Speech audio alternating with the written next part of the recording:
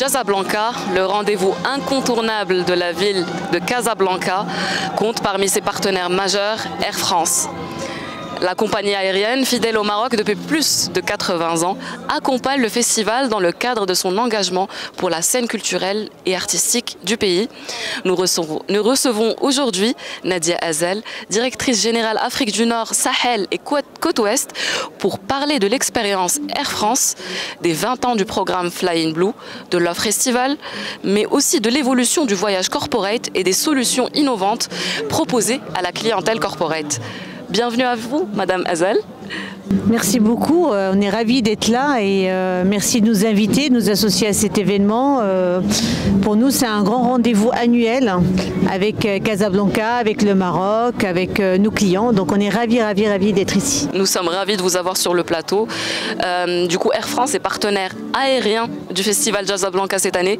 Pourquoi avoir choisi d'accompagner un événement culturel de cette envergure au Maroc ?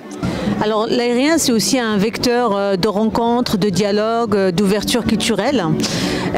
Ça fait, je crois, maintenant 7 ans que l'équipe de Casablanca nous a approchés. C'était les premières années du festival et c'était la première fois qu'il y avait un festival qui avait cette ambition, cette envergure au Maroc.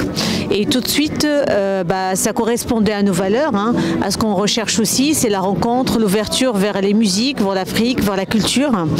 Et on n'a pas hésité à sponsoriser ce festival.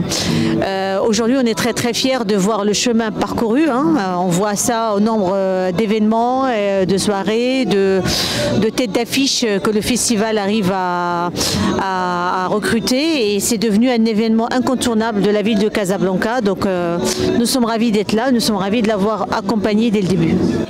Et cet été, quels sont les points forts d'Air France, de l'offre Air France au départ du Maroc? Est-ce que vous avez renforcé certaines liaisons ou ouvert de nouvelles destinations? Alors, les axes forts de développement d'Air France au Maroc s'articulent autour de trois principaux éléments.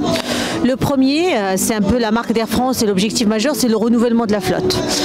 Donc on est ravis de vous annoncer que les premiers Airbus 220 vont être déployés maintenant sur Rabat. L'Airbus 220, c'est une des dernières nouveautés de Airbus. Il est plus léger, il est plus silencieux, il consomme moins de carburant, donc il est tout à fait dans l'air du temps et respectueux de l'environnement. Donc ça, c'est un point dont on est fier, c'est le renouvellement de la flotte. Deuxième point, c'est on essaie de développer de plus en plus notre ancrage régional. Notre ancrage régional, ça consiste à ouvrir de nouvelles liaisons, développer. On est ravis de vous annoncer qu'on aura un vol régulier maintenant sur Tanger-Paris. Donc on veut aussi se déployer sur le nord du Maroc, accompagner le développement de cette zone qui est en forte effervescence. Évidemment, on a notre offre qui se développe beaucoup l'été, puisqu'on a 5 vols sur Casablanca, 3 vols sur Rabat, 3 vols sur Marrakech. Et bien sûr, nous avons d'autres plans pour le futur.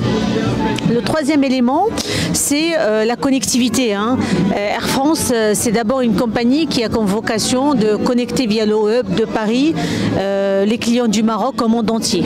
Donc on a pas mal de nouvelles destinations qui démarrent cet été, Riyad, Orlando, plus de 23 destinations sur le moyen courrier qui couvrent un peu la Méditerranée, qui permettent aux clients d'aller un peu partout en Méditerranée en vacances. Donc ça, un grand renforcement de notre offre long courrier et moyen courrier pour être, pour offrir le monde entier au départ du Maroc aux clients marocains. Magnifique. D'ailleurs, cette année marque les 20 ans de votre programme de fidélité emblématique Flying Blue. Quelles sont les grandes nouveautés ou évolutions prévues pour les clients marocains et africains? Alors, le programme Flying Blue, je tiens d'abord à préciser, c'est un programme totalement gratuit de fidélité. Dès que vous commencez à voyager, vous gagnez des points et grâce à ces points, vous avez des avantages, des bagages, des accès salons, des upgrades gratuits. Donc, c'est un programme qui nous permet de reconnaître nos clients fidèles et de leur rendre l'appareil. Ce programme, je suis très fière de dire effectivement que cette année, c'est les 20 ans de Flying Blue. C'est un événement majeur pour nous, puisque nos grands clients sont sont forcément des clients de notre programme de fidélité. Il a été nommé meilleur programme de fidélité au monde en 2024 par pas mal d'observateurs et américains. Donc c'est une très forte reconnaissance. Il y a eu un grand investissement pour l'enrichir, l'élaborer, bien distinguer les différents niveaux. Et on est ravis effectivement de fêter ce programme ici à Casablanca, puisque nos top clients Flying Blue seront invités, que ce soit Elite ou Elite Plus, à chaque soirée du festival. Ça nous permet de les reconnaître, d'interagir avec eux et de leur témoigner notre gratitude et notre reconnaissance.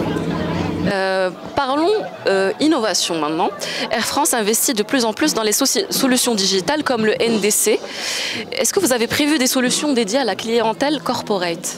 Alors le NDC, c'est très technique comme jargon, mais ça consiste à dire les nouveaux modèles de distribution. Nous, on est aussi une entreprise qui essaie d'élaborer ces modèles de distribution. C'est important parce que ça nous permet d'offrir à tous les clients, via tous les canaux, une offre la plus élaborée possible et la plus adaptée aux besoins. Donc ça nous permet d'offrir plus d'options payantes, et donc le client peut, selon ses besoins, choisir de prendre telle ou telle option parce que ça correspond le plus à ses besoins et peut-être pas à d'autres. Donc NDC, on est en train de le déployer au Maroc, en Afrique. Le Maroc, il est assez leader parce que le déploiement en Afrique, il est sur les premières phases. Dans le monde entier, dans les marchés, dans certains marchés européens, on est presque à 50% de notre modèle de distribution passe par ce canal. C'est un canal qui permet à nos clients corporate ou nos clients qui n'achètent pas via notre canal digital d'avoir exactement la même offre. Donc c'est fondamental parce que ça nous garantit un traitement plus simple. Ça permettra de plus en plus, on va faire élaborer ce système et ça permettra à un client de gérer une réservation aérienne comme il gère une réservation d'hôtel, avec une autonomie extrêmement simple, et il pourra vraiment changer, modifier, rajouter des options. Donc on prépare le futur. Air France KLM est les leaders un peu dans le monde de l'aérien, et on a aussi comme mission de faire évoluer cette industrie et de l'amener vers des normes et plus modernes, et c'est ce qu'on fait avec ce type de projet. Qu'il s'agisse de gastronomie, de confort ou de service à bord, comment faites-vous pour allier innovation et élégance à la française dans l'expérience client ? Alors, un des slogans d'Air France que je pense que les clients retiennent toujours, c'est France is in the air. C'est vraiment un clin d'œil au symbole de la France, donc la gastronomie, et on s'emploie toujours à avoir des chefs étoilés qui font nos menus premium, nos menus business. Donc c'est un grand travail de recherche et tout ça pour proposer des recettes uniques, authentiques, qui correspondent un petit peu à l'image de la France à l'étranger. Le choix de la vaisselle, il n'est pas neutre, il est toujours par rapport à des codes et des recherches en lien avec l'image d'Air France et de la France. Et pour le confort, là, on est ravis d'annoncer qu'on vient on est en train d'équiper progressivement nos sièges en business sur le long courrier avec les surmatelas Accor. Ceux qui voyagent beaucoup savent à quel point les surmatelas Accor, c'est un grand signe de légèreté, de confort. Donc ça, c'est une très très belle avancée pour nos clients qui voyagent avec nous en long courrier en classe cabine business et bien sûr en cabine première. Et un grand signe aussi de notre ancrage un peu dans le confort et le bien-être des clients, c'est notre classe première qu'on garde et qu'on investit. Là, on vient de révéler la nouvelle qui est encore plus exclusive, qui est encore plus authentique et qui est plus en ligne avec l'image qu'on veut renvoyer de notre capacité à offrir le mieux, de l'expérience aérienne. Donc voilà, donc ça, tous ces symboles-là sont quand même en lien avec l'image de la France et proposent aux clients d'offrir le mieux de la France dans l'air. Merci beaucoup, Madame Nadia Hazel, pour cet échange et bon festival à toutes les équipes d'Air France.